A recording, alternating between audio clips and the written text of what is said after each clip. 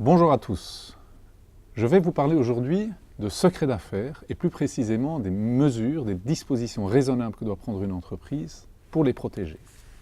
On estime aujourd'hui que près de 80% de la valeur d'une entreprise réside dans ses actifs immatériels. C'est donc la capacité d'innovation d'une entreprise qui lui donne sa valeur et sa capacité évidemment à s'approprier, à protéger le résultat de son innovation. Pour ce faire, les entreprises disposent principalement de deux outils.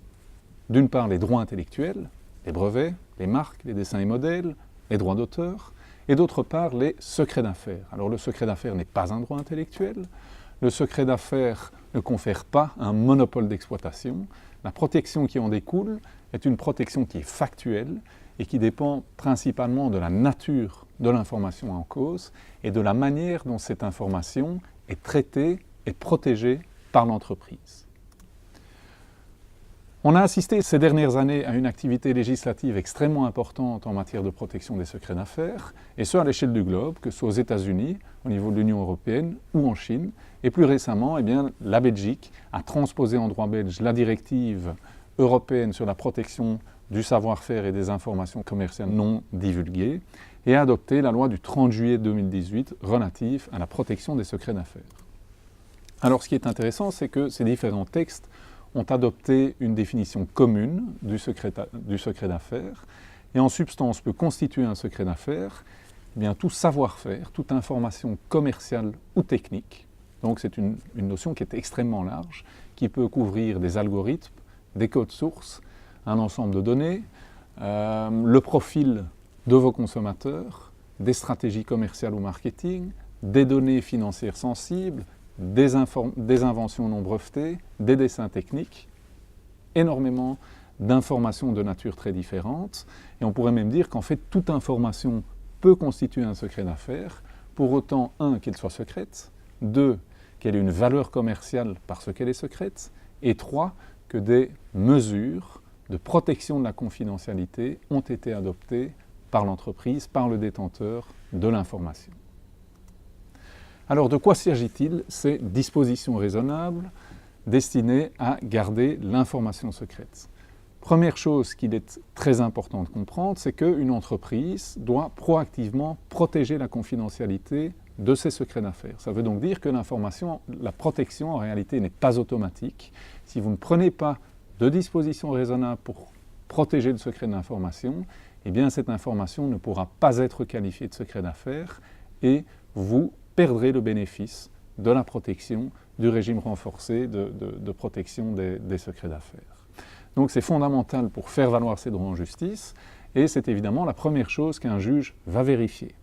Vous avez un employé qui décide de vous quitter, qui avant de vous quitter télécharge de l'information confidentielle, sensible, qui a de la valeur pour vous, que vous considérez être un secret d'affaires.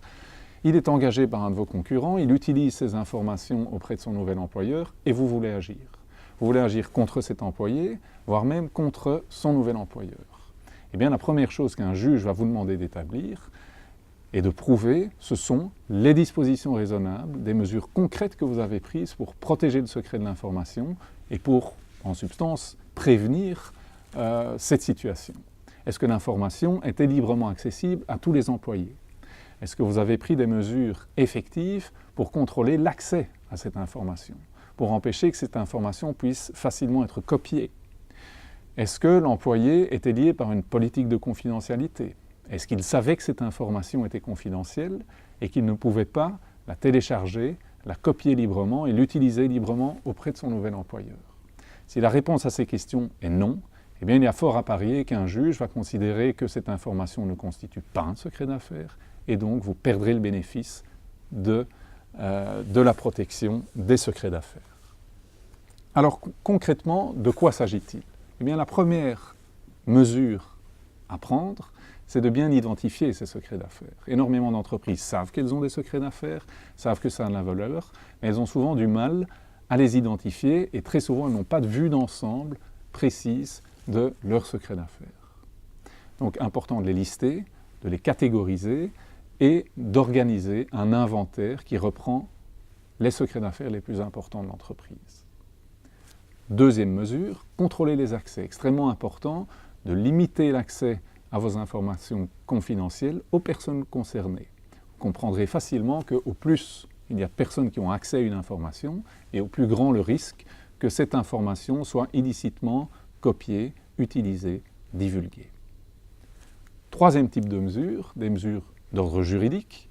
Important d'avoir une politique de confidentialité au niveau de l'entreprise qui s'applique à tous vos employés, et assurez-vous que vos employés comprennent le contenu de cette politique de confidentialité. Donc il faut organiser des formations pour que vos employés sachent ce qui constitue et ne constitue pas un secret d'affaires et ce qu'ils peuvent et ne peuvent pas faire avec les secrets d'affaires de l'entreprise. Utilisez évidemment des accords de confidentialité, insérez de bonnes clauses de confidentialité dans vos contrats dès le moment où vous êtes susceptible de divulguer des informations confidentielles. Donc ça peut être des contrats de partenariat, d'outsourcing, de manufacturing, de collaboration, de développement commun, toute une série de contrats qui impliquent la divulgation d'informations confidentielles. Et assurez-vous évidemment que ces clauses sont bien en phase avec la nouvelle législation en la matière. Quatrième type de mesures, des mesures physiques et d'ordre organisationnel. Limiter l'accès physique au lieu où sont stockés vos secrets d'affaires. Utiliser des armoires de sécurité.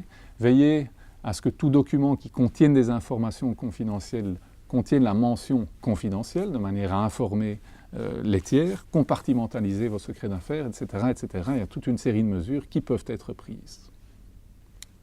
Extrêmement important également, ce sont toutes les mesures qui sont liées à la sécurité informatique. Veillez à utiliser des firewalls, des mots de passe qui doivent être changés régulièrement. Utilisez des ordinateurs qui ne sont pas connectés au réseau pour stocker vos informations confidentielles sensibles, donc des ordinateurs qui ne sont pas connectés à l'Internet ou à l'intranet de l'entreprise. Désactivez les ports USB des ordinateurs de vos employés. En substance, prenez des mesures et implémentez des bonnes pratiques pour rendre la copie compliquée. Finalement, et peut-être les mesures les plus importantes qui doivent être prises, ce sont des mesures en matière de gestion des ressources humaines. Aux États-Unis, on estime que plus de 80% des litiges et des cas d'appropriation illicite de secrets d'affaires sont le fait de personnes qui sont proches de l'entreprise et très souvent des employés ou des anciens employés de l'entreprise. Donc très important, lorsque vous engagez un nouvel employé, de faire un interview d'entrée dans lequel vous allez le sensibiliser à la protection des secrets d'affaires et dans lequel l'employé va s'engager à ne pas apporter dans l'entreprise des secrets d'affaires de tiers. Vous voulez absolument éviter qu'un projet de recherche important soit par exemple pollué par des secrets d'affaires qui appartiennent à l'ancien employeur de votre nouvelle recrue. Idem à la sortie, lorsqu'un employé vous quitte, veillez à organiser des interviews de sortie, des entrevues de sortie, dans lesquelles vous allez rappeler à l'employeur ses obligations en matière de confidentialité et dans lesquelles vous allez idéalement obtenir un document signé par l'employé dans lequel il reconnaît qu'il a participé, par exemple, à des projets de recherche bien identifiés et qu'il a eu accès donc à certains secrets d'affaires bien identifiés de votre entreprise. Si vous avez un bon inventaire, un bon registre de vos secrets d'affaires, obtenir ce type de document ne devrait pas poser de difficultés. En conclusion, eh bien, vous aurez compris que pour protéger efficacement vos secrets d'affaires, il est très important d'avoir un plan d'action. Premièrement, réaliser un audit, identifier vos secrets d'affaires et les mesures de protection qui sont en place. Deuxièmement, organiser un inventaire qui reprend et classifie vos secrets d'affaires. Troisièmement, eh bien, améliorer les mesures de protection en place, revoyez vos contrats, vos politiques de confidentialité et vos procédures en matière de gestion des ressources humaines. Quatrièmement, éduquer, très important d'informer vos employés, vos partenaires, vos fournisseurs, potentiellement vos clients, sur votre politique en matière de protection des informations confidentielles et de vos secrets d'affaires. Et finalement, eh bien, si vous avez connaissance d'une appropriation illicite, d'une divulgation, d'un usage, d'une copie illicite de vos secrets d'affaires, eh bien, agissez et prenez les mesures qui s'imposent pour y mettre un terme. Si vous prenez ce type de mesures, d'une part, ça aura un effet préventif, vous éviterez toute une série de problèmes potentiels liés à des acquisitions et des utilisations illicites de vos secrets d'affaires. Et deuxièmement, le cas échéant, vous serez en mesure d'agir pour mettre un terme aux utilisations illicites et obtenir une compensation du dommage que vous auriez subi. Je vous remercie pour votre attention. Si vous avez la moindre question, n'hésitez pas à me contacter. Valentin Delecourt, vdlc@daldewolf.com. Je vous remercie.